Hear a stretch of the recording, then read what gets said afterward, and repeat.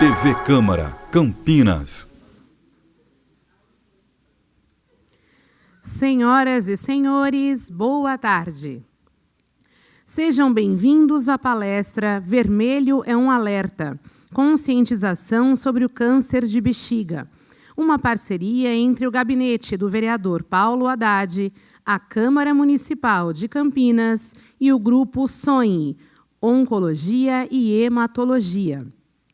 Apresentamos as autoridades que já encontram-se na mesa. O presidente da Comissão Permanente de Política Social e Saúde, vereador Paulo Haddad. O oncologista do Grupo SONHE, doutor Rafael Luiz do Carmo. E o uro-oncologista do Hospital Vera Cruz, doutor Ivan Selegato. Nós agradecemos a presença da diretora executiva do Grupo SONHE, Renata Sassi. Com a palavra para as boas-vindas e para assumir os trabalhos da mesa, o vereador Paulo Haddad. Muito boa tarde a todos. Quero fazer uma saudação especial ao Ivan Selegato, uro-oncologista do Vera Cruz. Seja muito bem-vindo. É um prazer tê-lo aqui conosco. O Rafael Luiz do Carmo, oncologista do Grupo SONHE. O Grupo SONHE, que é um parceiro nosso aqui da Câmara Municipal, a querida amiga Renata Sassi, que é diretora executiva do Grupo SONHE. Leve um abraço para o André, viu? Um amigo também muito querido. E, mais uma vez, agradecer a oportunidade e a escolha de vocês para que nós pudéssemos ser o facilitador de trazer a esse plenário um tema tão importante, né, que é o câncer de bexiga. O vermelho é um alerta. Saudar todos os presentes, saudar também os nossos internautas, os nossos telespectadores da TV Câmara. Eu estava conversando aqui com o Rafael, com o Ivan, né, nós temos patologias, cânceres que são extremamente debatidos, pesquisados, muitas vezes rastreados, mas o câncer de bexiga, ele é pouco, né? A gente fala pouco sobre ele. Então, Rafael, a importância de você passar para nós, para essa plateia que se encontra aqui, para os nossos telespectadores, informações que eu tenho certeza que serão de extrema importância para que tenhamos aí, muitas vezes, o diferencial entre a cura, né, e um desdobramento que muitas vezes a gente não quer, a pessoa chegando, muitas vezes, a uma situação muito difícil, né, e a cura se torna quase impossível. Então, eu vou passar a palavra por Ivan para fazer uma consideração inicial. Na sequência, a gente já passa para o Rafael, ele vai fazer a palestra e aí a gente dá sequência, tá bom? Então, obrigado mais uma vez pela presença de todos vocês. Boa tarde a todos. É um enorme prazer estar aqui.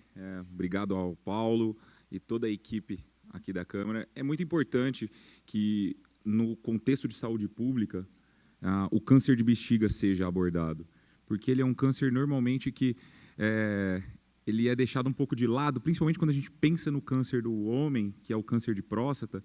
E veja, o câncer de bexiga ele também acomete a mulher e o homem. E muitas das vezes os sintomas são bastante frustros e podem passar despercebidos quando o diagnóstico pode ser tardio. Então, eu acho que o câncer de bexiga, com esse alerta vermelho, acho que ficou muito bom.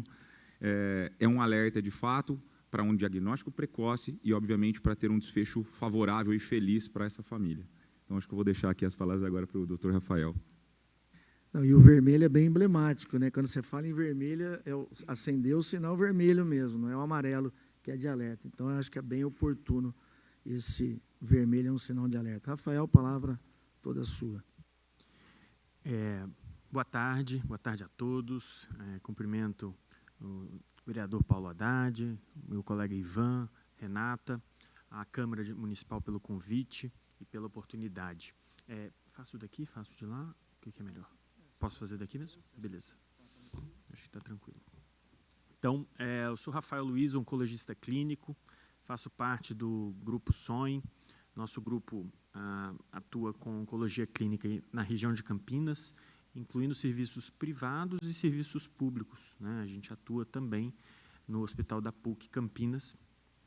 E foi de lá que surgiu a ideia desse projeto e essa ideia agora de falar aqui para a população, né, aqui na Câmara, de forma mais disseminada sobre o câncer de bexiga. Deixa eu só pedir para colocar meus slides para a gente começar a falar. Vai aparecer lá e a imagem sua está ali, mas você vai falar olhando para lá. isso. Beleza. Então, já foi feita a abertura. Então, o projeto de câncer de bexiga, o que eu ia falar inicialmente, era que surgiu de um problema grave que a gente tem. Não é um problema só no Brasil, não é um problema só de Campinas, não é um problema só do SUS, é um problema do mundo. É um problema da falta de tratamentos para os tumores de forma inicial. Os tumores iniciais de câncer de bexiga têm uma escassez de tratamento por causa de problemas logísticos mesmo. Porque tem um tratamento do qual eu vou falar mais para frente, que é muito barato, antigo, mas que é pouco disponível justamente por ser barato e não é tão fácil de ser produzido. Então, vários locais do mundo têm dificuldade em tratar os pacientes de câncer de bexiga logo no início da sua doença. Isso é um grande problema, porque isso pode fazer com que ela volte e torne-se avançada. Então, o câncer de bexiga é um dos 10 cânceres mais comuns no mundo. Ele acomete aproximadamente 570 mil pessoas anualmente. Então, é um câncer assim, bem prevalente, apesar de não ser entre os 5 mais prevalentes, mas ele é bem comum no mundo. E você vê que a prevalência maior está ali, na Ásia e na Europa. E a relação muito estreita com o tabagismo explica, muitas vezes, essa maior prevalência no continente asiático, por exemplo. A gente sabe que ele é o 10º câncer mais comum e a 13ª causa de morte por câncer no mundo. Então, apesar de ser o 10º mais comum, ele é a 13ª por quê? Porque, na grande maioria das vezes, a gente consegue ainda diagnosticar ele precocemente e consegue almejar uma cura mais eficaz. E, entre os homens, ele é o 6º mais comum. Então, isso é importante de lembrar. Apesar de nas mulheres ele estar em posições menores, entre os homens ele é bastante comum, principalmente por causa do tabagismo. Aqui no Brasil, a gente tem aproximadamente 12 mil casos de câncer de bexiga por ano diagnosticados, segundo o INCA, e quase 5 mil óbitos no país inteiro por causa do câncer de bexiga. Então, você vê ali no slide, no mapa, que a concentração maior está ali na região sudeste e sul. Isso, na verdade, mostra acesso ao diagnóstico. Muitos pacientes acabam falecendo em regiões mais pobres porque não chegam a fazer o diagnóstico do câncer. E como na região sudeste e sul a gente tem mais acesso a um ultrassom, a uma cistoscopia, esse diagnóstico é feito de forma mais intensiva, então essa concentração de pacientes é maior nessas regiões. E ele, no Brasil, é o 6º mais comum entre os homens também. Os principais fatores de risco, né, e isso é uma coisa que muita gente não sabe, justamente pelo que o Paulo falou, é de que o câncer de bexiga é um pouco deixado de lado. As pessoas falam muito do câncer de próstata, do câncer de mama, mas o câncer de bexiga fica um pouco relegado. E as pessoas nunca lembram, às vezes, dos motivos, dos fatores de risco que levam uma pessoa a ter mais chance de desenvolver um câncer de bexiga. E aqui eu coloco os principais, e lá em cima eu coloco o principal. Se fosse falar de um fator de risco, é o tabagismo. Então, o tabagismo é o responsável por diversas causas de câncer. Ele é ainda a maior causa de morte evitável no mundo, apesar de que em muitos países, incluindo no Brasil, ele tem reduzido o uso de cigarro, mas no câncer de bexiga ele tem muita relação. E por que ele tem essa relação? Porque as substâncias químicas do cigarro, elas muitas vezes são excretadas pela urina, então você fuma, isso vai para o seu sangue, o corpo tem que tirar algumas substâncias do corpo, porque elas são tóxicas, e isso ou é excretado pelo fígado, e aí vai para o intestino, ou é excretado pelo rim, e isso se concentra na urina. E isso faz com que essas substâncias, estando na urina, ataquem ali as células da parede da bexiga e aumentem o risco de ter câncer na bexiga. A exposição à radiação também é um ponto importante. Então, pessoas que trabalham com radioatividade, né, equipamentos radiológicos, nucleares, têm maior chance de ter câncer de bexiga. Algumas substâncias químicas específicas, então, algumas substâncias tipo benzenos, né, pessoas que têm contato direto com substâncias que podem aumentar o risco de câncer de bexiga também tem essa relação, assim como infecções urinárias de repetição. Eu tenho uma infecção urinária, eu tenho maior risco de ter câncer de bexiga. Não, são aquelas pessoas que têm algum problema crônico, com várias infecções, mais de 3, 4 por ano, infecções difíceis de tratar, que você tem que usar antibióticos mais potentes, e isso inflama a bexiga. E inflamação, muitas vezes, leva a maior risco de proliferação neoplásica maligna. E assim como a hereditariedade, tem alguns genes, né, que as pessoas herdam, né, da família e têm maior predisposição a ter câncer, incluindo de bexiga. E aí, o Ivan bem falou, né, que o diagnóstico muitas vezes é feito sem ter um sintoma, mas quando tem sintomas, a gente tem ali à esquerda no slide os sintomas mais frequentes, né? Essa tríade, né, de hematúria, disúria e polaciúria nem sempre acontece, ela até não é muito frequente. E o que é, né, esses nomes diferentes, hematúria, polaciúria e disúria? Então, a hematúria nada mais é do que sangue na urina. Hemate, úria, então hemate é sangue, úria é urina. Então, hematúria é quando você tem a urina com sangue, né, vermelho vivo, geralmente, ou quando é misturado com urina pode vir uma cor mais rósea, né?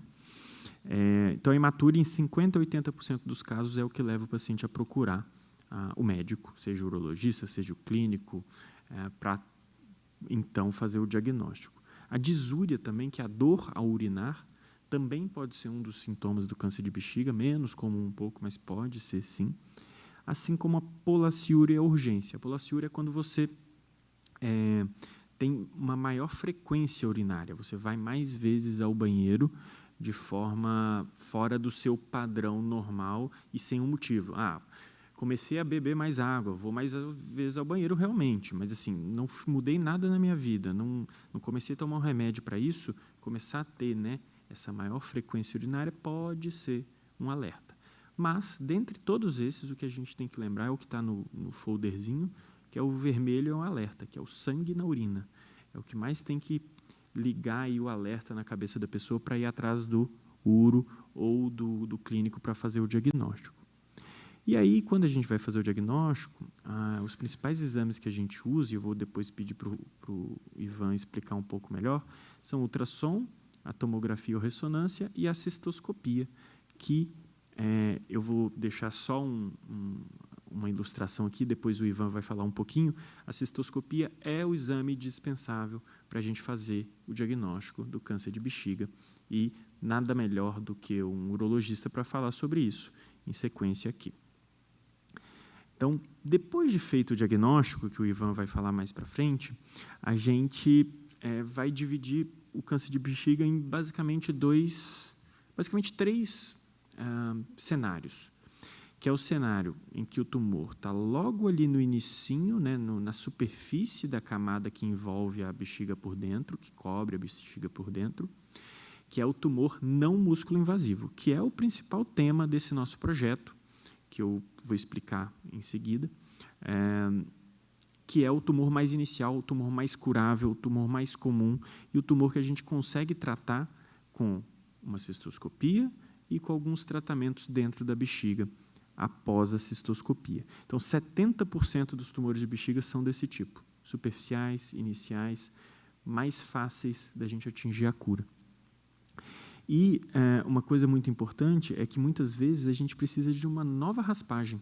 E isso é uma das coisas que a gente identificou no nosso projeto, é que essa nova raspagem, que é muito importante para alguns tumores, para a gente garantir que tirou tudo, às vezes a gente não consegue fazer a tempo, principalmente nos serviços públicos.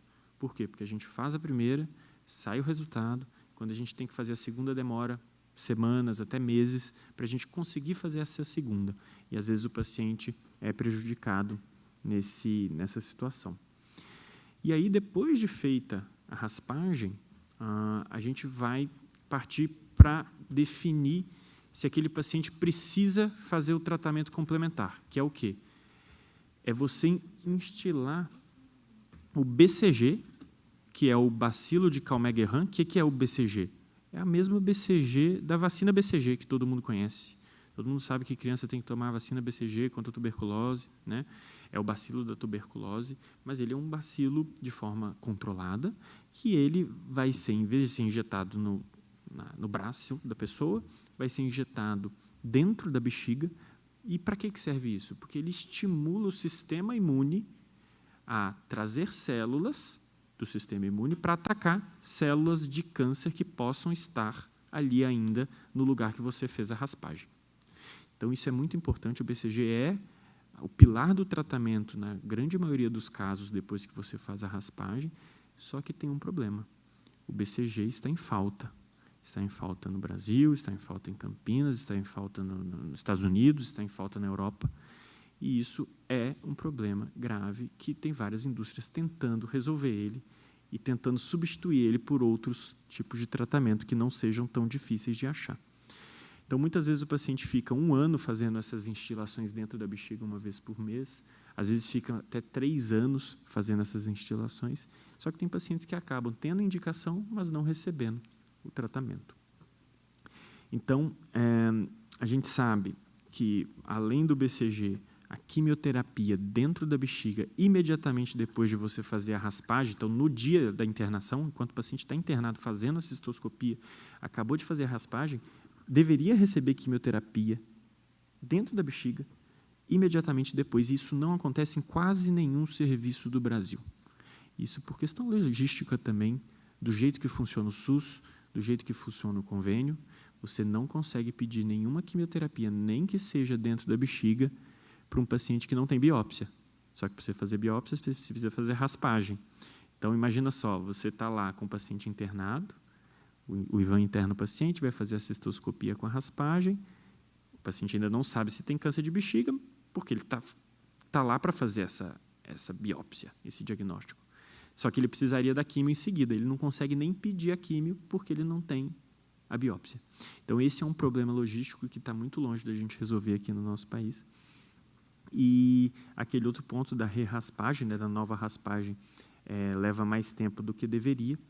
E uma opção de tratamento que a gente tem, cada vez sendo mais utilizada, ao BCG, que está sempre em falta, é uma quimioterapia que chama gemcitabina, que tem mostrado algum efeito semelhante ao BCG quando utilizada dentro da bexiga. Lembrando, gente, a quimioterapia dentro da bexiga não vai dar os efeitos colaterais igual a uma quimioterapia na veia, que pode dar enjoo, vômito, enfim.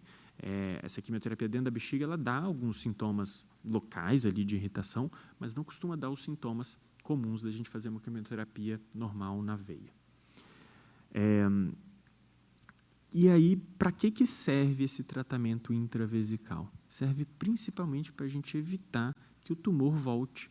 Como eu falei, serve para estimular o sistema imune a atacar ali aquelas células e evitar em 20% a 50% a chance do tumor voltar. Então, você está aumentando em 20% a 50% a chance de cura daquele paciente. Então, esses tratamentos intravesicais são indispensáveis, porém, eles são de difícil acesso atualmente no mundo. Além disso, eles tentam evitar um outro problema, que é a cistectomia radical. O que é a cistectomia radical? É tirar a bexiga inteira. E depois, em seguida da minha fala, eu vou pedir para o Ivan explicar se essa é uma das maiores cirurgias que tem na urologia e as consequências dessa cirurgia. Então, evitar uma cirurgia grande também é um dos objetivos da gente fazer esses tratamentos intravesicais. E aí, eu vou só finalizar a minha explicação falando um pouco rapidamente sobre esse projeto que a gente fez. Esse projeto ele surgiu da nossa ideia como grupo SONHE e como Hospital da PUC Campinas, que trabalha com pacientes SUS, de tentar entender qual que é o cenário atual dos pacientes com câncer de bexiga, não músculo invasivo, ou seja, esse superficial que eu falei para vocês, aqui no Hospital da PUC, né, aqui em Campinas. E aí a gente catalogou mais de 100 pacientes ao longo desses últimos 5 anos e viu um por um como que ele era tratado. Se ele tinha recebido o diagnóstico no tempo certo, se depois que ele fez o primeiro diagnóstico, se ele recebeu a nova raspagem quando era indicado, se depois que ele teve a raspagem, fez o tratamento, né, com a cistoscopia, se ele recebeu o BCG, e naqueles que não receberam, por que não receberam, e quantos pacientes desses que não receberam o BCG que voltaram à doença, que tiveram a recidiva, a volta do câncer. E a gente teve uns dados bem alarmantes que mostram que a gente tem, no Brasil, dificuldade de acesso ao BCG, então menos de 26% dos pacientes conseguem receber o tratamento adequado. E isso a gente precisa mudar, a gente precisa ir atrás de novos protocolos. Isso fez a gente mudar o protocolo na PUC. E na PUC agora a gente privilegia, né, dá preferência para a quimioterapia inicialmente dentro da bexiga, ao invés do BCG, tentando atingir mais pacientes que completem o tratamento. Porque muitos desses pacientes, mesmo aqueles que às vezes conseguiam começar o tratamento com BCG, não terminavam, porque no meio do caminho a indústria falava assim, não, acabou, não tem mais BCG, não tem onde comprar. Nem que você quisesse comprar, não tinha onde comprar. Então o paciente ficava parcialmente tratado. Isso a gente fez uma mudança nos protocolos, a gente fez um painel de especialistas que a gente mudou o nosso protocolo e disseminou esse protocolo e colocou à disposição publicamente para outras instituições SUS que queiram utilizar esse protocolo igual ao nosso. Além disso, com a ajuda da Renata, com a equipe nossa de marketing, a gente fez esses folders, né, com dados do nosso estudo. A gente também fez na rodoviária de Campinas, pelo qual a gente agradece à prefeitura. Também a gente colocou cartazes nos mictórios, né, dos banheiros para alertar a população sobre isso, né, de forma bem lúdica.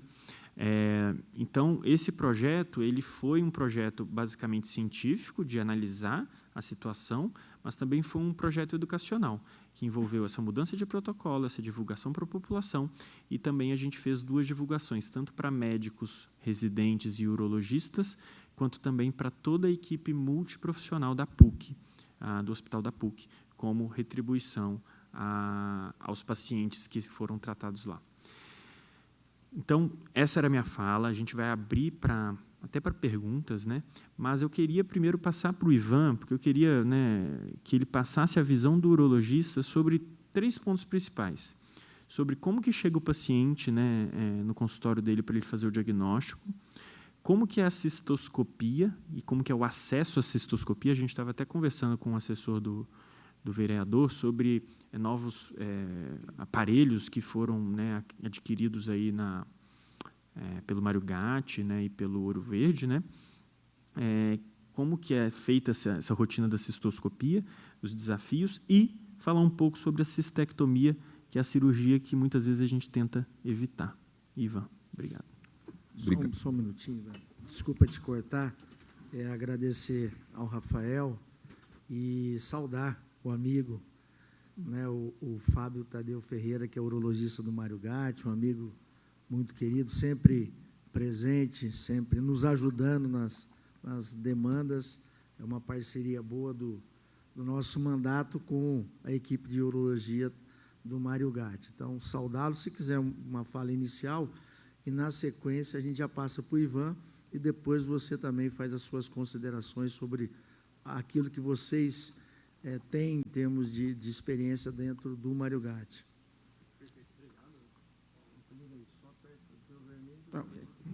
Obrigado, Paulo. Queria primeiro agradecer o convite, parabenizar o Rafael. Excelente apresentação. O Ivan já é amigo de vários anos aí. E agradecer não só a presença, mas, como você falou bem, a nossa parceria que a gente está executando no Mário Gatti. Depois eu até explico um pouquinho o trabalho que a gente está desenvolvendo lá, especialmente com câncer de bexiga, que foi o foco desse ano, né, de projetos para tentar realmente melhorar o acesso e o tratamento desses pacientes. Tá?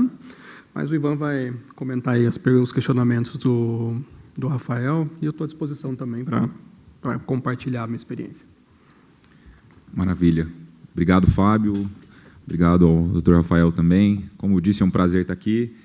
E acho que até se conseguir voltar até os slides do Dr. Rafael, que ficaram bastante elucidativos, principalmente na parte da cistoscopia. Isso. E talvez até uma antes, por favor. Pode voltar, Fábio. Pode ir. Maravilha.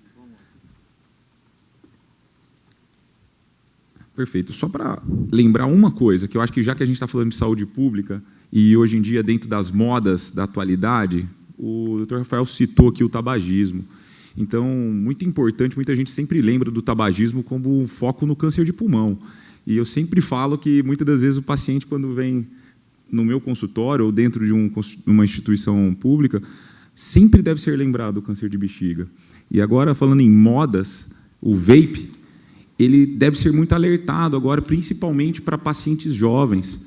E eu, pessoalmente, já tenho experiência tanto no setor público, dentro da Unicamp, quanto no setor privado, de pacientes de 30 anos. Vejam, até onde isso pode ter correlação, e coincidentemente existe. Hoje já há trabalhos publicados em revistas de grande impacto, demonstrando, como o Dr. Rafael citou, justamente essas substâncias que são carcinogênicas na urina, em pacientes que faziam uso desse cigarro eletrônico. Então, assim, só voltando um pouquinho para ter essa lembrança, falando em saúde pública, principalmente para os jovens, adultos, idosos, que muitas das vezes até uma transição para esse parar de fumar. Cuidado, porque não é só o tabaco o problema. E de importante aqui, puxando o gancho do Dr. Rafael também, é justamente o sintoma. Como que esse paciente chega na nossa frente do urologista, que normalmente é o primeiro médico que acaba atendendo? A principal queixa, normalmente, é esse sangramento na urina. E é um sangramento indolor. Isso chama atenção, porque normalmente quando algo dói, é mais fácil, é mais intuitivo procurar acesso. Mas normalmente no câncer de bexiga, quando ele vem, é um sangramento indolor. E muitas das vezes, esses sintomas da disúria, da polaciúria, são lá na frente, muitas das vezes quando o tumor já está mais agressivo, já está num volume maior, e ele já gera uma obstrução, muitas das vezes, dessa via. Vale a pena lembrar também que esse sangramento na urina, como diz, é um sinal vermelho. Muitas das vezes não é sempre um câncer de bexiga. Na mulher, principalmente, nós temos a infecção do trato urinário como uma das principais causas de hematúria, de sangramento na urina.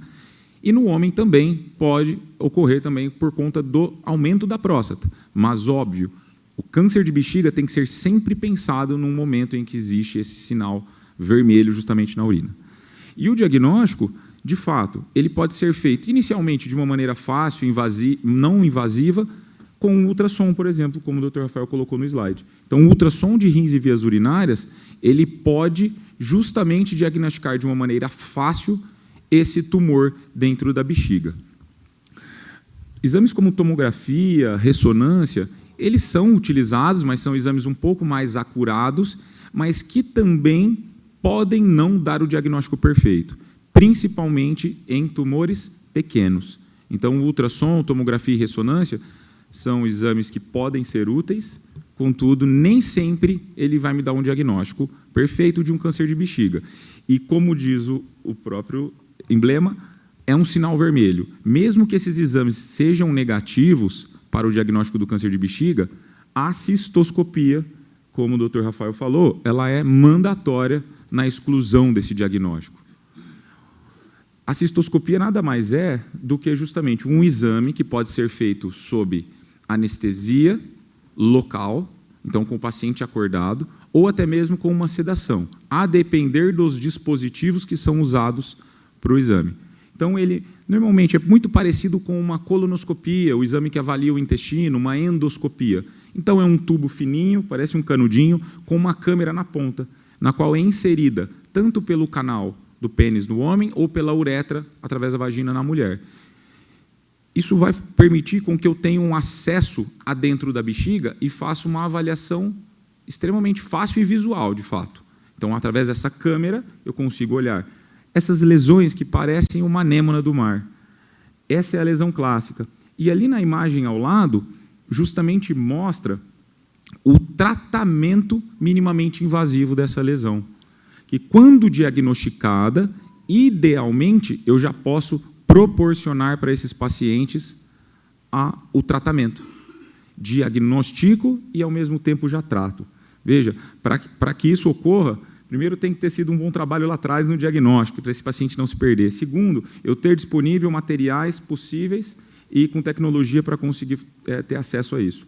Hoje em dia, felizmente, tanto serviços públicos quanto privados têm esse tipo de aparelho, então isso não é algo de última geração, né? Óbvio que aí eu até puxo esse contexto e posso pedir para o Dr. Fábio puxar um pouquinho do que aconteceu lá no Mário Gatti, de novas tecnologias no diagnóstico, pensando nessa cistoscopia. Então, essa cistoscopia que eu orientei é uma cistoscopia convencional, na qual eu tenho uma câmera que penetra a bexiga e vai olhar toda aquela região. Mas eu também tenho alguns tumores que são mais espertinhos e tentam driblar a nossa visão. E aí eu acho que o Dr. Fábio consegue falar um pouquinho dessa tecnologia. Isso.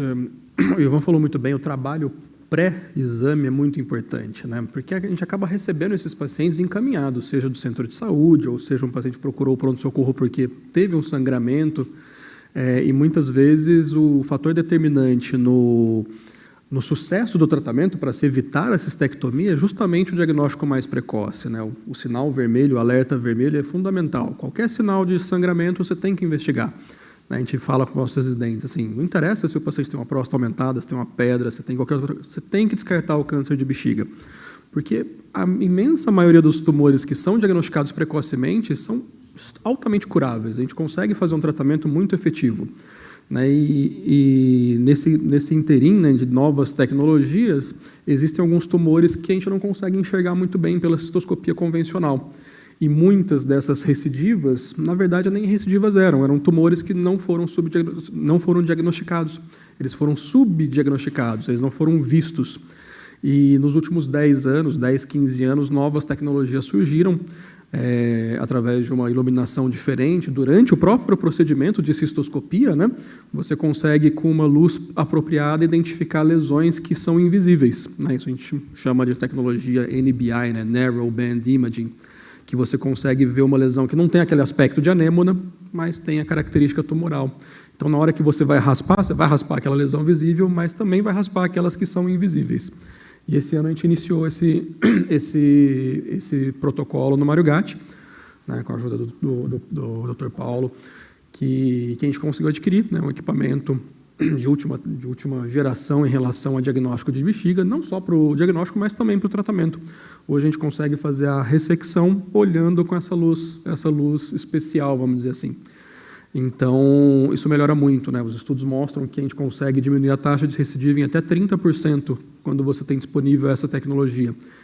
E isso é natural, né? O mundo vai evoluindo e também as tecnologias vão evoluindo junto, né? A gente não pode ficar para trás nisso, porque o impacto que a gente tem lá na frente, né, é muito maior do que talvez o investimento inicial.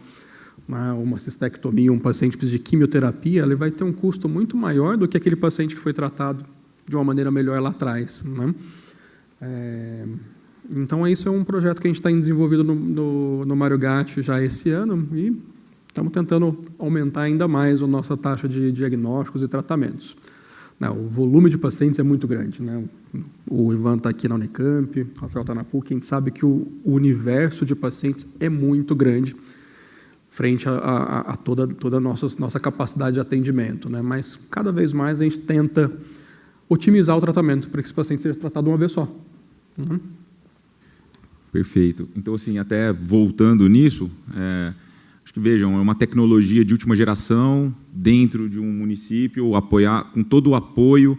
Então, é isso, saúde pública é conseguir fornecer para o indivíduo a melhor tecnologia quando possível para que ele consiga ter o melhor tratamento. Né? Tenho certeza que os pacientes lá vão ter um desfecho talvez mais de 30% melhor, né, doutor Fábio? Com certeza. Então, até e puxando esse contexto, vejam que um exame diagnóstico bem feito vai me trazer, obviamente, uma possibilidade terapêutica otimizada. E quando a gente está falando em possibilidade terapêutica, eu já entrei um pouquinho, mas é isso. Muito se fala da raspagem da próstata. Então, para entender como é feito esse tratamento endoscópico da bexiga, é nada mais do que essa raspagem com o mesmo aparelho que se utiliza para a próstata, para aumento da próstata, se utiliza ali.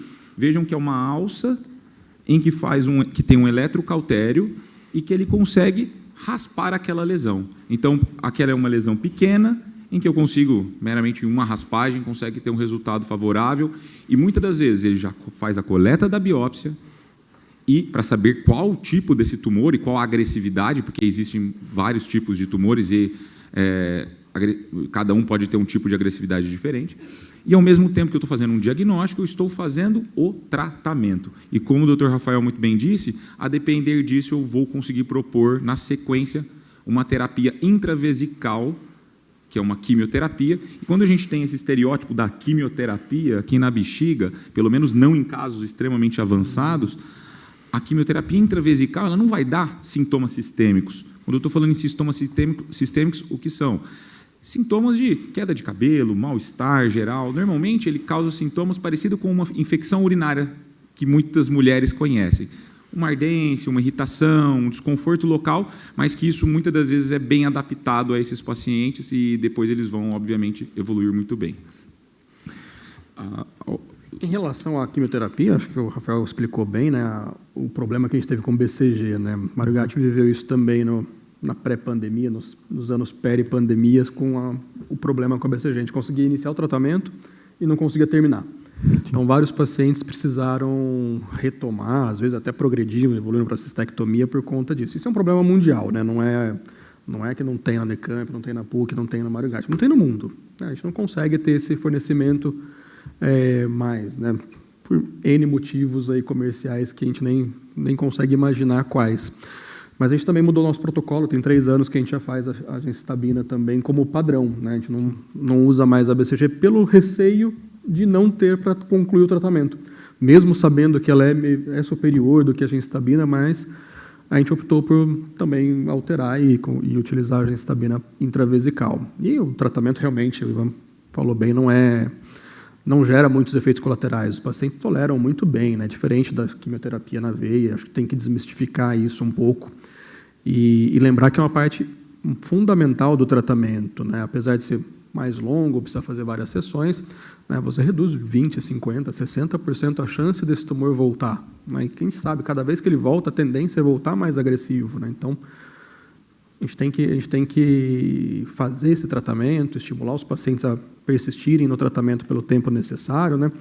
E aí eu queria perguntar para o Rafael como que é o protocolo da PUC que vocês fazem, dá uma explicada para a gente. Isso. Então, o que a gente mudou, né, foi muito semelhante ao que você falou aí da questão da troca. Então, a gente padronizou algo que não é quase nenhuma diretriz padronizada, de fazer a gencitabina como primeiro tratamento. Isso principalmente para os tumores de alto risco. Né?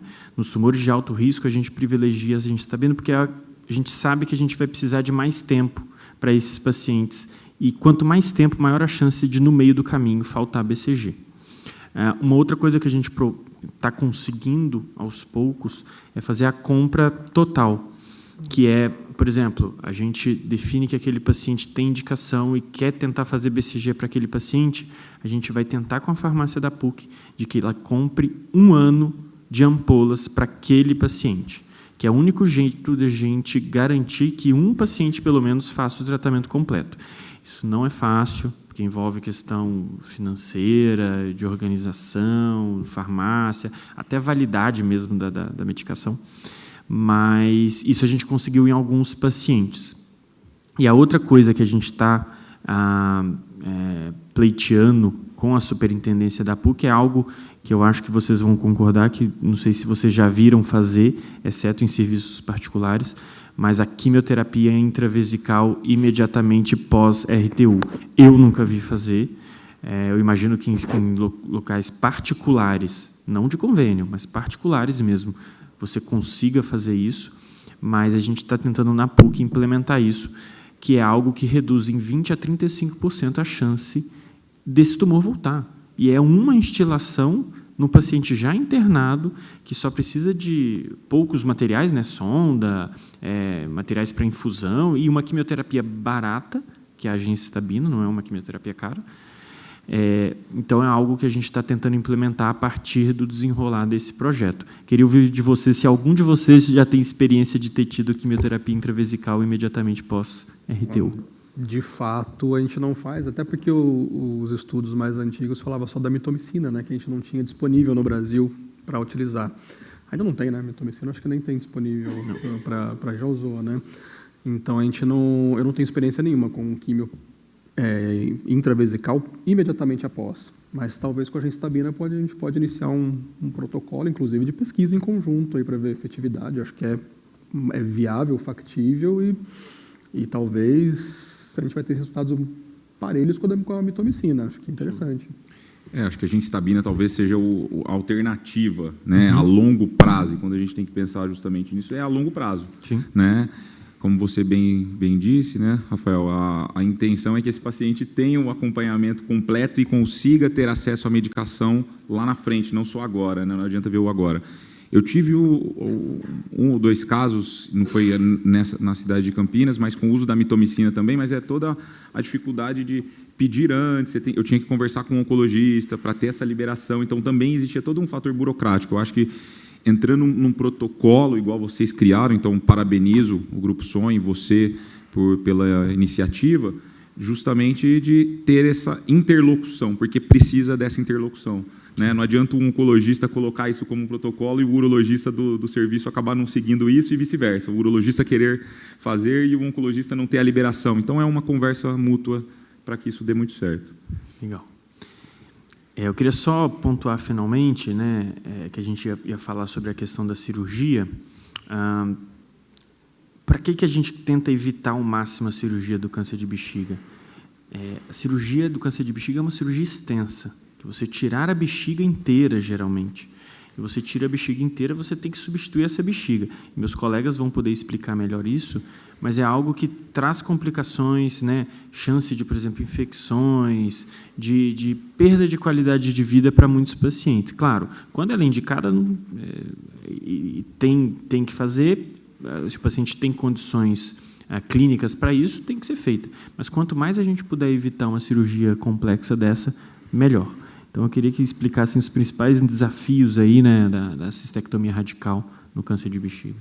Exato. Acho que quando chega no ponto de ser necessário uma cirurgia de uma cistectomia, é exatamente isso. São casos em que o tumor já é agressivo o suficiente e de não ser possível mais tratar com uma quimioterapia intravesical ou até mesmo com a cirurgia que seria essa raspagem, né, essa RTU da bexiga. E a cistectomia baseia-se justamente em ressecar, tirar a bexiga totalmente. Mas veja, a bexiga, ela tem, eu falo que é um encanamento com uma caixa d'água com muitas conexões, porque ela conecta-se com a uretra, por onde você vai, seja na mulher ou no homem, sair o xixi ali externamente, através de outras conexões, que são os ureteres, que é onde desaguam a urina do rim até a bexiga, fora toda a parte vascular e neurológica também relacionada a isso. Então, vários trabalhos mostram que o ato da micção, além de tudo, é algo relacionado ao prazer. Então, existe um prazer, obviamente, em ter o ato da micção. E quando se retira a bexiga, isso também acaba. A qualidade de vida muda, porque esse paciente, antes que conseguia ser totalmente continente, ou seja, segurar aquele xixi e somente ir ao banheiro quando era desejado, e essa bexiga estava cheia, agora ele não tem mais bexiga. E como que se faz com isso? Então, após a retirada, nós realizamos uma nova bexiga, nós chamamos de neobexiga, ou um conduto na qual vai ficar reservado. Só que na maior parte das vezes, mesmo que haja um intuito, isso é incontinente. Então, nós usamos, na maior parte das vezes, em hospitais públicos e privados, o que nós chamamos de Bricker, que é uma alça de intestino que fica conectado na barriga. É muito conhecida uma analogia simples àquela colostomia, de quando faz uma cirurgia de intestino e precisa deixar aquela bolsinha para a saída das fezes. É o contrário, a gente desconecta isso do intestino normal, deixa isso separado e isso vai sair só xixi. Só que então você tem uma colostomia, só que saindo apenas xixi. Ou seja, eu tenho toda uma alteração da qualidade de vida, porque eu agora não mais vou ao banheiro quando eu quero. Eu tenho uma saída automática desse xixi através dessa bolsinha. Então, seja numa hora que essa bolsinha desconecta e se molha, seja na hora das relações sexuais. Então, tudo isso pode ter impacto na qualidade de vida desses pacientes. Fora também, como o Dr. Rafael muito bem disse, o porte cirúrgico. É um porte cirúrgico extremamente...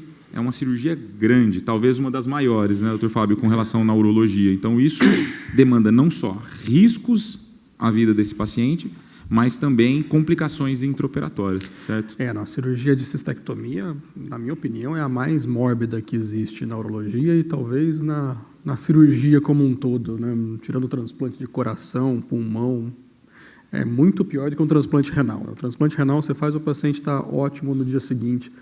A cistectomia, não. É uma cirurgia que você muda muito a fisiologia do paciente, né? Você vai tirar, não é só tirar a bexiga, são 8 ou 9 procedimentos que você tem que fazer para executar esse ato cirúrgico. Você tira a bexiga, você tira a próstata, você tira as vesículas seminais, você tira todos os linfonodos que vão desde a metade da barriga até a pelve.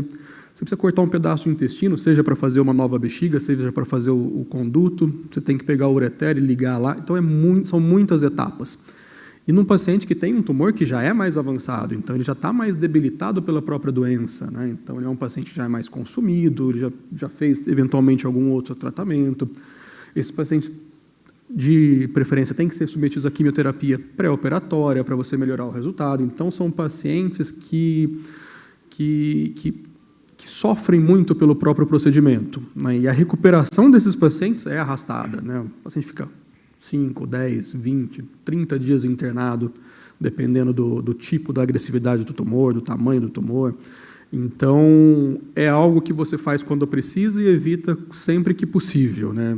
Apesar de sermos cirurgiões, a gente gosta de operar, não é um tipo de paciente que a gente indica com tanta permissividade. A gente só vai indicar naquele paciente realmente que não tem outra alternativa e que esse é o melhor tratamento, né?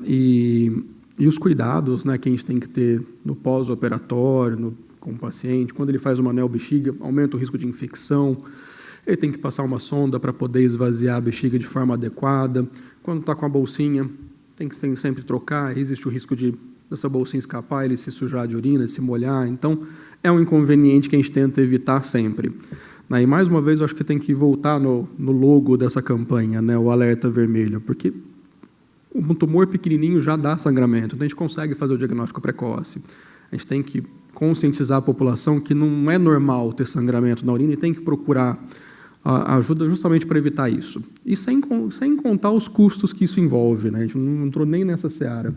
Quando a gente vai colocar em tempo de internação de UTI, tempo de internação hospitalar, tempo de sala cirúrgica, material, equipamento, eventualmente uma quimioterapia pós, que vai precisar, sei lá, de 4, 5, 6 sessões. Tudo isso envolve custos que vão onerar o sistema, que podem ser utilizados na prevenção, né? Tudo que a gente faz mais cedo é melhor. Então, prevenir, mesmo que seja com um tratamento mais precoce, vai ser melhor do que uma cistectomia, com certeza.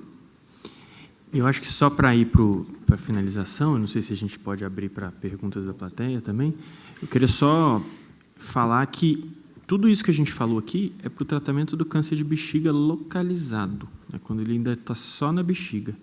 E só como resumo, quando esse tumor a gente tenta tratar, ele volta e às vezes dá até metástase, ou seja, ele sai da bexiga e vai para o pulmão, para o fígado, para outros lugares do corpo.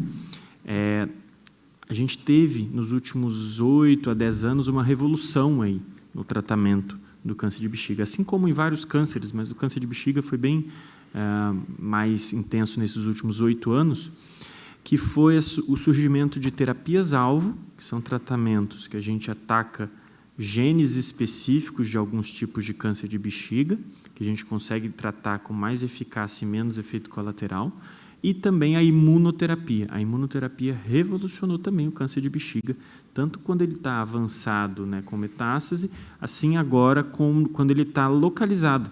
Então, quando o tumor ainda está inicial, mas mais profundo, não nesse caso que a gente está discutindo só a raspagem, BCG, mas quando ele está um pouco mais profundo e a gente vai fazer a cistectomia, a imunoterapia deu benefício para esses pacientes em sobrevida. Então, a gente tem muitos tratamentos hoje, mesmo quando o tumor ele torna-se intratável localmente e começa a se disseminar pelo corpo.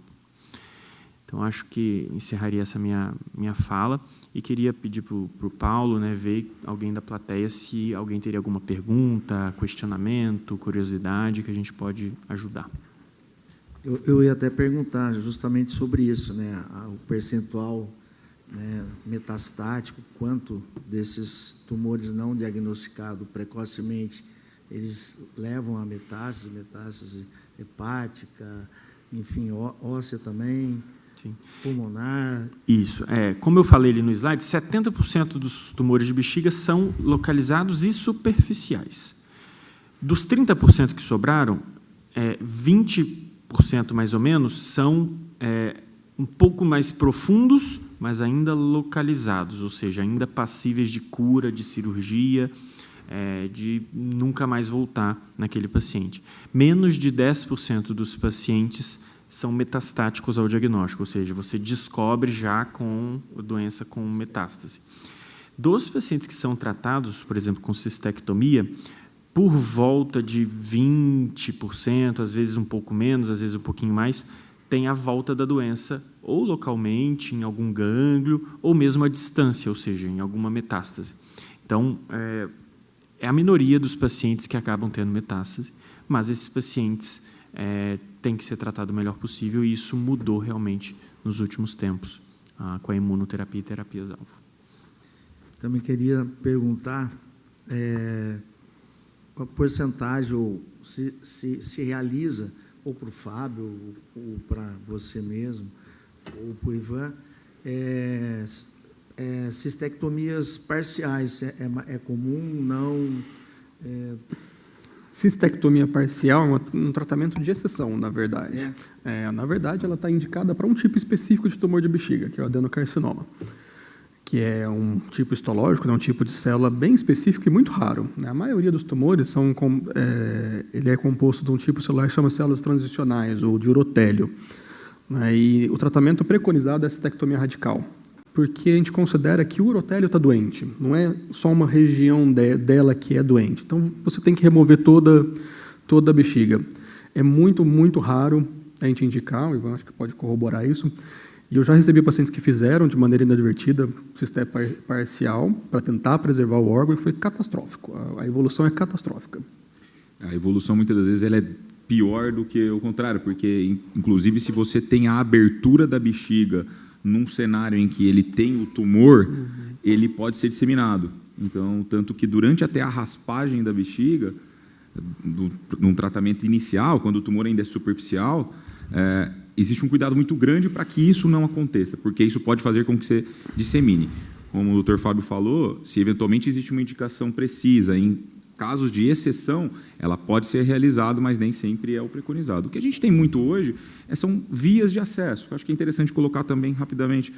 Hoje, para fazer uma cistectomia radical, você pode fazer isso por via aberta, pode fazer por via laparoscópica, que é uma via minimamente invasiva, através dos furinhos, e também pode fazer isso por via robótica. Cada vez mais, nós tentamos fazer isso de uma maneira minimamente invasiva, mas o tratamento aberto hoje é o padrão, é o que se tem em quase todas as instituições, seja privadas quanto públicas, e o paciente vai estar muito bem tratado.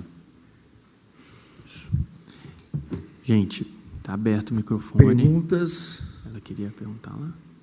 Não? Alguém quer perguntar? Paulinho, você sempre pergunta. Olha lá, acertei. Bingo.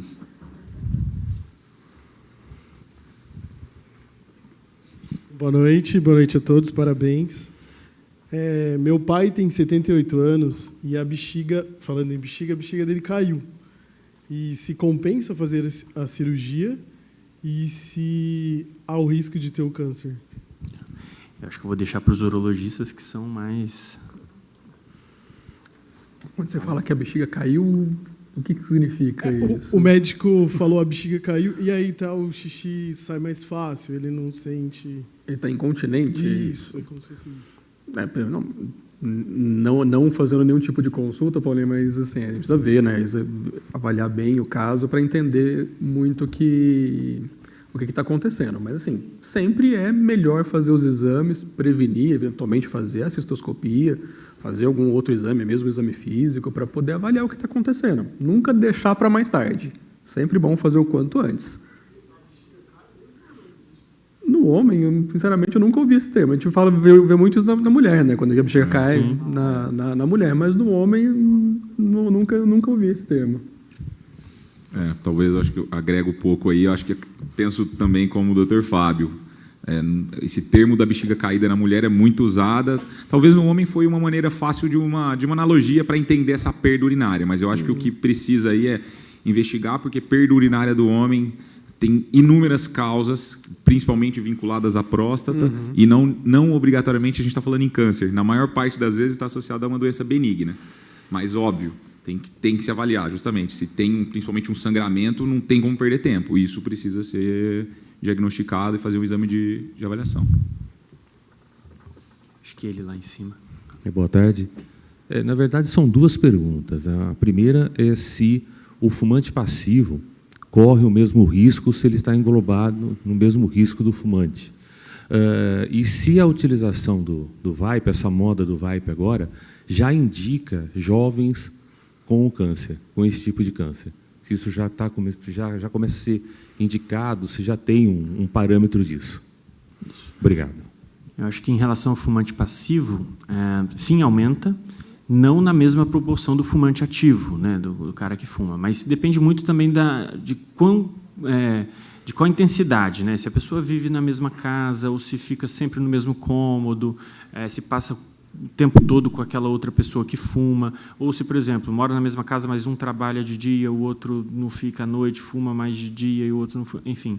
Então, tem que entender qual que é a intensidade. Então, fumantes passivos têm, sim, maior risco de câncer, seja de pulmão, seja de bexiga, qualquer câncer relacionado ao cigarro. Mas não na mesma proporção do fumante ativo, obviamente. Em relação aos cigarros eletrônicos, acho que o Ivan já tinha falado aí de forma mais embasada, mas a gente já tem visto dados de que o cigarro eletrônico aumenta o risco não só de problemas pulmonares, mas também de cânceres. E as pessoas têm que entender, às vezes, que até a gente descobrir epidemiologicamente, ou seja, com estudos populacionais, que o cigarro era o causador de câncer, isso foram décadas. E o cigarro eletrônico está aqui há o quê? Menos de uma década, não sei, disseminado assim, né? Então, a gente só vai saber isso de forma científica. Cadê o estudo com não sei quantas mil pessoas mostrando que aumentou 30? Não tem, né? A pessoa vai falar defendendo o vape, falando que não existe. Não existe porque estudo populacional a gente não vai fazer as pessoas de cobaia, de colocar assim, vocês vão fumar e vocês não vão fumar. E a gente vai ver se aumenta. Não, a gente vai ver epidemiologicamente. O que é isso? A gente vai tirar fotos ao longo do tempo e ver na população normal se quem está fumando vai ter mais câncer do que quem não está fumando vape. E isso a gente só vai ter dados robustos, igual a gente tem o cigarro, daqui a algumas décadas. E isso pode ser tarde para a maioria das pessoas. Em relação ao vape, eu queria acrescentar. Uma vez eu ouvi uma palestra que foi muito elucidativa em relação ao vape. Se com o cigarro, que é um produto que é legalizado e teoricamente controlado, a gente não faz nem ideia do que tem dentro dele, né? Tem mais de 10 mil substâncias que a gente não faz ideia. Imagina no vape, que é um produto que é proibido a venda, né? Apesar de todo mundo conseguir comprar, ele não é um produto liberado. Mas você consegue comprar em qualquer Mercado Livre, Shopee da vida. Só que se não tem nenhum mínimo de controle, o que tem naquele vape? A gente não sabe exatamente. Tem lá o saborzinho, o aroma, mas o que faz a queima, o que ele está gerando, a gente nem faz ideia do que as pessoas estão inalando hoje. Se isso vai gerar câncer de pulmão, bexiga, intestino, não sabemos. Qualquer doença, né? Então, o Rafael falou bem, daqui 20, 30, 40 anos, talvez a gente vai começar a entender os efeitos do vape. E é importante, até nesse gancho, o estudo epidemiológico, de fato, conciso, de que, de fato, isso causa o câncer de bexiga, que está bem já estabelecido com relação ao cigarro. E quando a gente fala cigarro, não é só o cigarro que é vendido, né, no posto. mas sim o fumo de corda, qualquer tipo de cigarro de fato que não seja exato, né? O paieiro, qualquer coisa. Mas o que hoje nós temos disponível já são estudos mostrando isso, coletado em pacientes que usavam o cigarro eletrônico e coletando substâncias carcinogênicas na bexiga, e foi visto que existe. Ou seja, num cara que não fuma, não tem o carcinogênio. No que fuma o vape, tem o carcinogênio na bexiga. Eu não me sinto confortável em arriscar, né? Então, de fato, eu acho que isso daí já é nós estamos prevendo algo que vai acontecer, né? E jovens, né? E jovens. São jovens. Essa analogia que a gente tenta reforçar para a população, eu sempre falo que é igual da analogia do saneamento e do tratamento de água. Antes, quando a gente não tinha saneamento, esgoto, tratamento de água, do século XIX para trás, na maioria dos países desenvolvidos, as pessoas não sabiam que não tratar a água ou não canalizar o esgoto aumentava o risco de morte por doenças infecciosas. E a gente só descobriu isso quando isso começou a acontecer e as pessoas começaram a observar. Os cientistas observaram, olha, nesse lugar aqui que é mais limpo, que tem água mais tratada, que é no morro, que não acumula esgoto, né, as pessoas morrem menos de, sei lá, difteria. Por que será? E foram ver que é por causa do esgoto ou da água tratada. E aí começou a tratar a água, começou a ter esgoto. Então, a gente não pode esperar para ver se tomar esgoto vai fazer mal para a gente. Então, a gente não pode esperar para ver se fumar vape vai fazer mal para a gente. A evidência está muito clara, a relação é muito parecida com o cigarro e a gente não aprendeu ainda, né, essa lição. Uma boa noite. A minha pergunta é sobre o excesso de bebida alcoólica e se a diabetes ela pode causar o câncer de bexiga e de próstata. A diabetes em si não é uma causa conhecida de causa de câncer de bexiga nem de próstata. A diabetes ela pode aumentar riscos de outros problemas. Por exemplo, você tem um diabetes, você pode ter mais risco de infecção. E, como a gente falou, infecções de repetição podem causar câncer de bexiga. Mas essa relação direta entre ter diabetes e aumentar o risco de câncer de bexiga ou de próstata não existe. A outra pergunta, desculpa, do álcool. O álcool, ele também é outra coisa que as pessoas às vezes relevam e acham que só causa câncer de fígado. O álcool aumenta o risco da maioria dos cânceres. E aumenta o risco da maioria dos cânceres, independente do local onde ele está no corpo.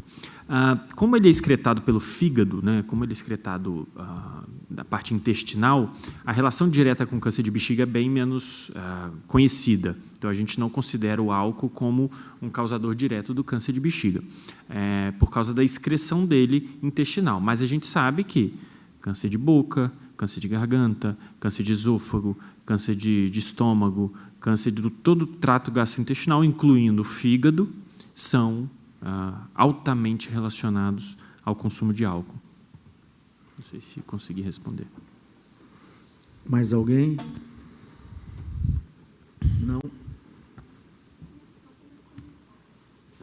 Bárbara, você passa o microfone para a Renata, por favor? Primeiro, agradecer mais uma vez o vereador a oportunidade. Eu gosto muito da sua fala, quando você fala que essa aqui é uma casa do povo, né? Então, é nossa obrigação, realmente, trazer informações de qualidade para a nossa população de Campinas. Então, mais uma vez, obrigada, vereador. Gostei do que o doutor falou sobre fazermos um estudo em parceria. Acho que o Rafael é da pesquisa clínica do sonho, e a gente pode conversar, sim, vai ser muito interessante. Mas a gente falou aqui do álcool, falou do diabetes, falou do cigarro, e a gente sabe que a nossa população está envelhecendo, né? Campinas já tinha um número de pacientes idosos, né, de pessoas idosas, não são pacientes, a maior do que o Brasil. Hoje, o Brasil inteiro, a gente sabe que tem essa relação. E eu queria perguntar para o Rafa se essa relação também da idade, se ela tem uma relação ou não direta com o câncer de bexiga. Que a gente sabe que o próstata e o mama, sim, né? Sim. Mas e a bexiga, né? Ou existe um exame de screening, ou seja, existe uma mamografia da bexiga, doutor Rafael? Então, respondendo à primeira pergunta, obrigado, Renata, pela pergunta. Em relação à idade, existe sim relação da idade direta com câncer de bexiga, né? No nosso projeto e na maioria dos dados internacionais, os pacientes têm, em média, 65 anos, então, muitos pacientes até com 80, 90 anos de idade. É muito raro câncer de bexiga em jovens. Quando é em jovens, ou como o Ivan falou, né, a gente vai começar a ver nesses vapors, ou em pacientes que têm alguma mutação genética hereditária que aumenta o risco de vários cânceres, incluindo o câncer de bexiga, como existe uma síndrome chamada síndrome de Lynch, que tem essa relação.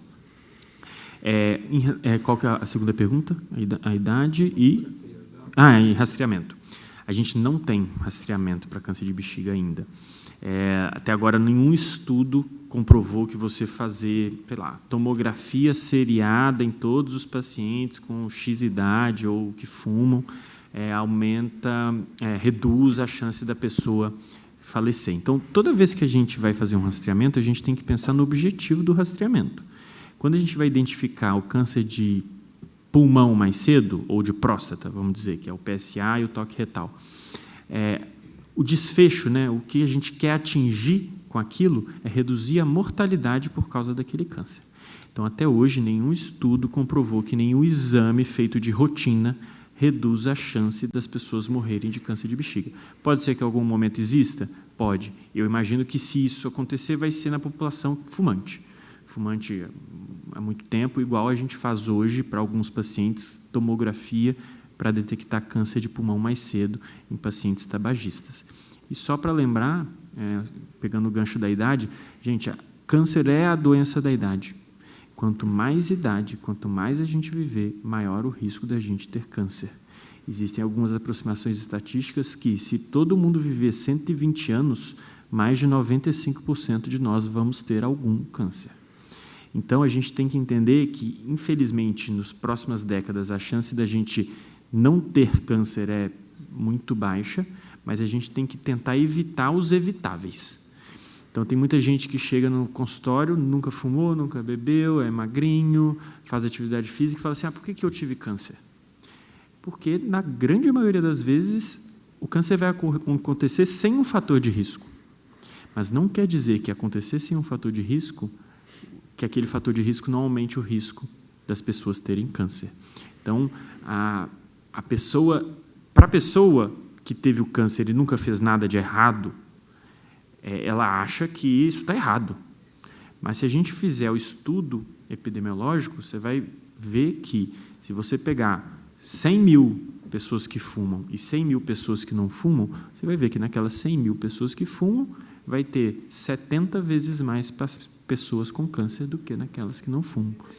Então, a idade é o maior fator de risco do câncer e é o único fator de risco, um dos únicos que a gente não consegue mudar, infelizmente. E eu acho que é um ponto que eu gosto muito de falar também, que a gente também faz tudo isso, né? Atividade física, evita o cigarro, diminuir a quantidade de álcool e tudo mais, para que, se a gente vier a ter o câncer, a gente passe por esse momento de uma maneira menos sofrida, né? Que a gente consiga suportar uma cirurgia de grande impacto, ou se consiga passar pela químio, pela rádio, pela imunoterapia de uma maneira tranquila. Então, isso também é importante, né? Além de prevenir, como eu vou chegar, né? Se todo mundo que envelhece muito pode ter um câncer, né? Então, como eu vou chegar lá para me tratar? Então, acho que isso é importante. E já que não existe um exame de screening, né? Então, vamos olhar o xixi, né, gente? Olhar o xixi, se tiver um pingo vermelho, pode não ser câncer de bexiga, mas procure o médico para ver se realmente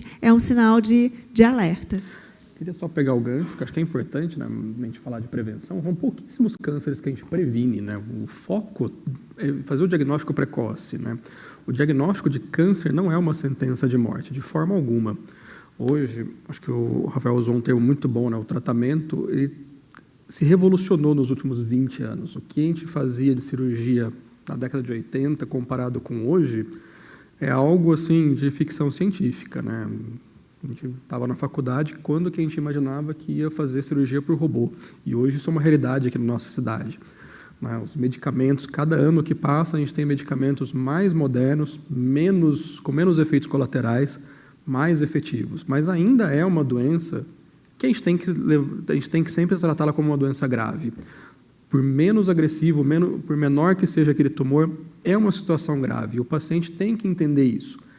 Você tem um câncer, a gente vai tratar e você tem que lidar isso de uma maneira muito séria. Não pode simplesmente, fiz a raspagem e larguei mão. Não, tem que fazer o acompanhamento, tem que fazer o seu segmento, os seus exames de acompanhamento e screening para recidiva, para metástase, porque quanto antes a gente faz o diagnóstico, quanto antes a gente trata, menos a gente vai precisar do Rafael e mais a gente vai conseguir fazer os tratamentos curativos, vamos dizer assim. Falar de cura de câncer também é difícil, mas a gente vai tentar buscar essa cura, o controle, por passar 10, 20, 30 anos sem o paciente ter uma recidiva, né? E esses eventos acho que são importantes justamente para conscientizar não só a população geral, mas também a população médica, que a gente não pode ignorar um sangramento na urina. Não é porque sangrou um pouquinho, nunca mais aconteceu, que não tem que fazer nada, tem que investigar. É melhor você pecar pelo excesso. Fiz um monte de exame, não deu nada, o paciente vai ficar bravo, por que eu fiz isso? Pelo menos você não tem nada. Volta daqui 1 ano, vem tomar um café, a gente faz o seu exame preventivo mais uma vez, do que aquele paciente que sangrou, largou e vem com um tumor gigante, muitas vezes que já está no tratamento mais avançado, né? Bom, tudo que é bom, né? Dura pouco, não, até que durou, foi gostoso, mas se faz necessário que a gente já vá caminhando para o final dessa nossa apresentação, dessa nossa discussão, né? Algo tão prazeroso e tão importante. Eu vou deixar aí aberto para que vocês, quem queira fazer as suas considerações finais, para eu já encaminhar para a gente finalizar essa nossa palestra, esse nosso bate-papo. Pode falar? Então, acho que para finalizar, queria agradecer o convite de novo do vereador Paulo Haddad, da Câmara, em nome do Grupo Sonhe.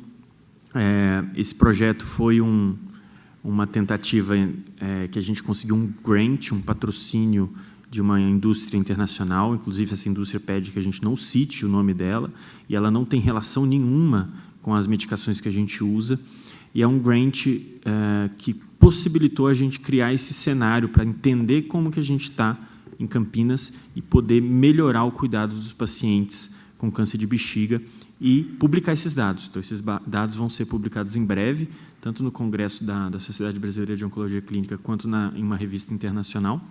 E eu vou agradecer, né, principalmente aos pacientes. Eles são todos anônimos, porque a gente pega prontuário e não sabe o nome deles, mas eles são o que traz a mudança na nossa vida e o que faz a gente evoluir como médico, como cientista e como sociedade. Então, eu queria agradecer a oportunidade e parabenizar todo mundo. Obrigado. Fábio, Ivan. Paulo, queria agradecer mais uma vez o convite, né?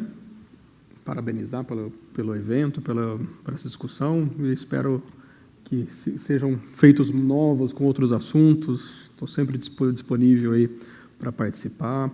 E, em nome do Marigatti, agradecer também todo o apoio que você tem dado nesses últimos anos para o nosso serviço de urologia, que tem desenvolvido muito, né? O desafio é grande, as filas são muito grandes, mas eu acredito que cada ano que passa o serviço de uro do Marigatti está cada vez melhor e maior. A gente está podendo fornecer tratamentos que os pacientes têm disponíveis no Einstein, no Sírio, a gente tem conseguido fornecer isso no nosso hospital também. Eu, como um grande defensor do SUS, acho que a gente tem que louvar tudo o que a gente faz, né? O Ivan está aqui na Unicamp, o Rafael está na PUC. A gente oferece tratamentos muito, muito bons, muito adequados para os nossos pacientes, né? A gente entende o desafio, entende as limitações, né? Muitas vezes físicas até, né? Pelo volume grande de pacientes, o hospital é aquilo, né? A gente tem que expandir cada vez mais, mas eu acho que com parcerias que a gente tem feito, e cada vez mais a gente tem que buscar mais parceria com a Câmara, com a Prefeitura, com o Estado, para desenvolver esses serviços, né? A gente tem profissionais extremamente dedicados, muito bons, qualificados, que estão dispostos a dedicar boa parte do tempo para atender os pacientes do SUS. Então, parabéns e muito obrigado pela oportunidade. Agradecer também, novamente, ao vereador Paulo, a todos da Câmara que também ajudaram a desenvolver, ao Grupo Sonhe, que idealizaram um projeto de pesquisa. Pesquisa no Brasil não é fácil, e pesquisa com ética, e que, no final de tudo, o ponto principal é um resultado favorável para esse paciente. Então, parabenizo vocês pelo pioneirismo dentro disso aqui em Campinas. E acho que a mensagem é essa. Fica essa mensagem vermelha a todos os pacientes.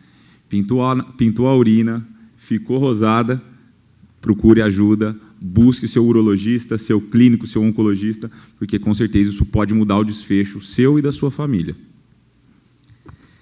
Bom, agradecer ao Rafael, parabenizá-lo, parabenizar o grupo, né, o Grupo Sonhe, por esse trabalho, por esse projeto.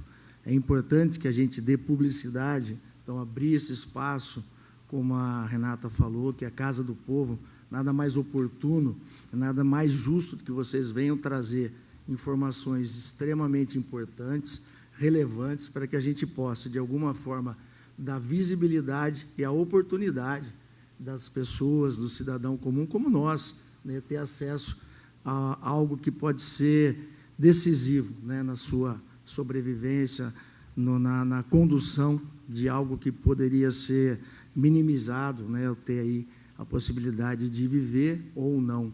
Então, parabéns pelo trabalho. Agradecer também o Ivan pela colaboração, pela contribuição, pela experiência, né, por trazer aqui algo que, né, foi muito elucidativo, né, algumas dúvidas que eu mesmo tinha.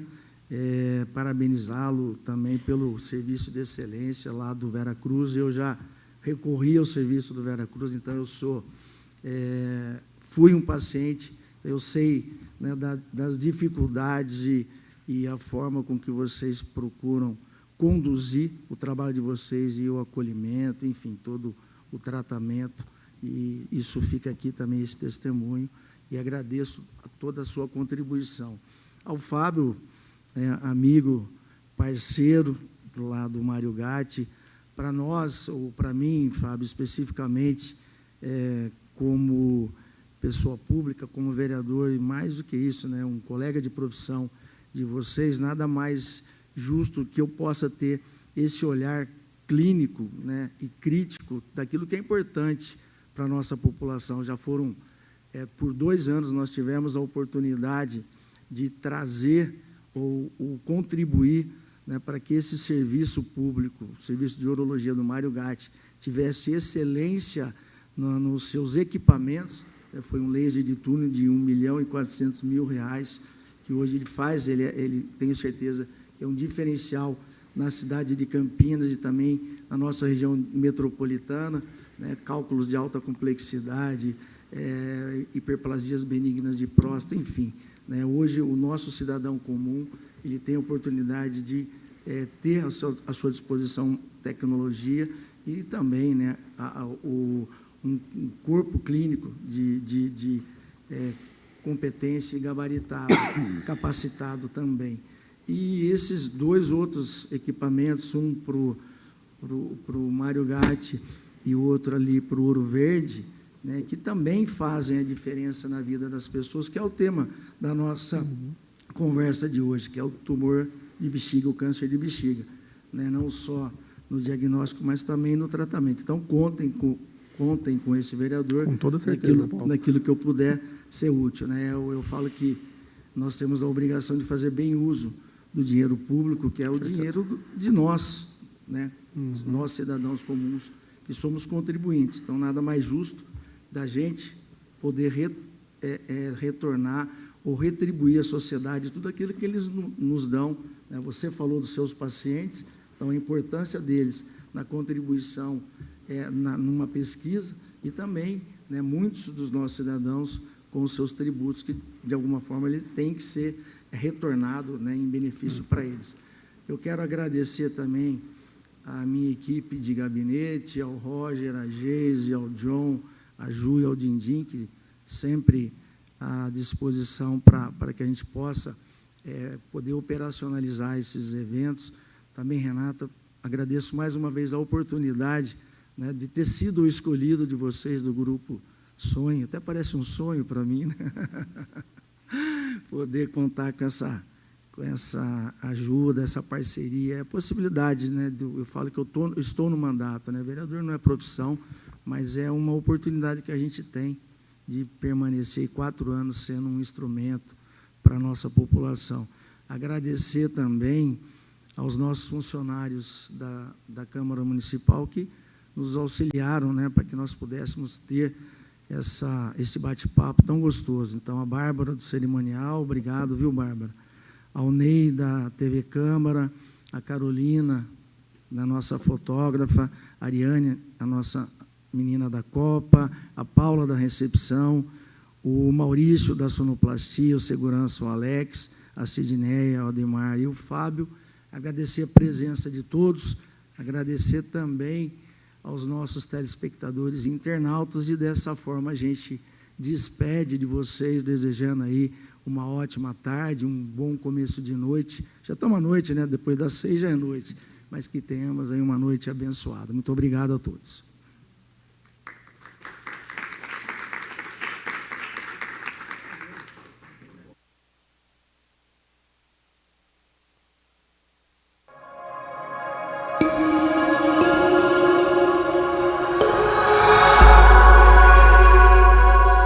TV Câmara, Campinas.